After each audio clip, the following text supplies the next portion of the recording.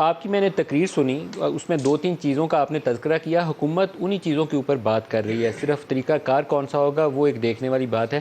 آپ نے تقریر کے اندر ذکر کیا کہ جو سینئر موسٹ ججز ہیں وہ یہ کانسٹیٹیوشنل پٹیشن میں وہ بینچ کا حصہ کیوں نہیں ہے، جسٹس فائز عیسیٰ کو شامل کیے بغیر یہ ججز پروموشن کا اجلاس کیسے بلایا گیا؟ باری باری اس کے اوپر بات کرتا ہوں۔ سینئر موسٹ ججز کیا ہونے چاہیے کانسٹیٹیوشنل پٹیشن میں یا نہیں ہونے چاہیے؟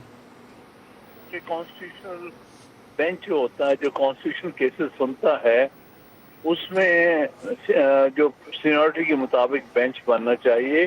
یہ انڈیا میں ایک طرح کی روایت رہی ہے۔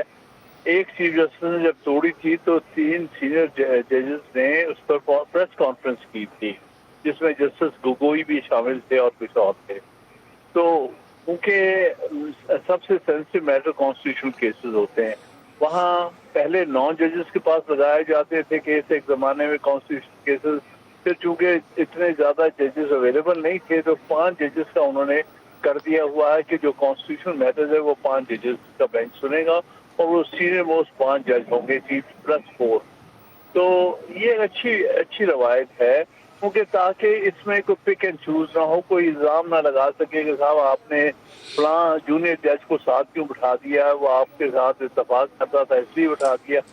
یہ صورتحال نہ پیدا ہو جو اب یہاں پیدا ہوئی ہے۔ آپ نے تقریر میں تذکرہ کیا کہ جسٹس فائز عیسیٰ کا، جسٹس فائز عیسیٰ بینچوں میں کیوں نہیں شامل ہوتے؟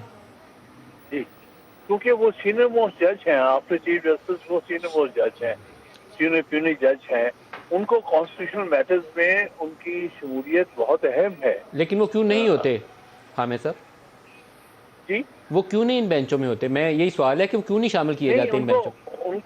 ان کو بینچز میں بٹھایا نہیں جاتا۔ بڑے عرصے سے آپ نے دیکھا ہوگا، بڑے عرصے سے جتنے بھی کانسٹیٹیوشنل کیسز ہو رہے ہیں ان میں وہ شامل نہیں کیے جاتے۔ چیف جسٹس جو ہے ان کو اپنے اس سے بینچ سے باہر رکھتے ہیں۔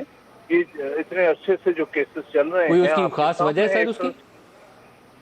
اس کی وجہ بظاہر یہ لگتی ہے کہ وہ چیف صاحب یہ چاہتے ہیں کہ وہ اپنی مرضی کے ججز اپنے بینچ میں بٹھائیں۔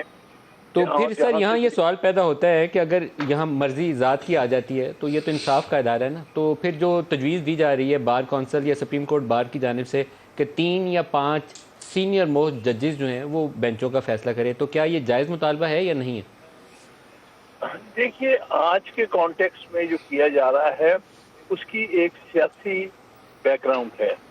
اس میں پارٹیزن شپ سے یہ بات کہی جا رہی ہے۔ جو لوگ یہ کہہ رہے ہیں جو آج اکٹھے ہوئے تھے، وہ اپنے آپ کو ڈیپلی انہوں نے الائن کیا ہے نون لیگ سے۔ یہ پرپوزل اچھی ہے، یہ پرپوزل ہم بہت عرصے سے دے رہے ہیں ایز اے پرپوزل، ایز قانونی اور آئینی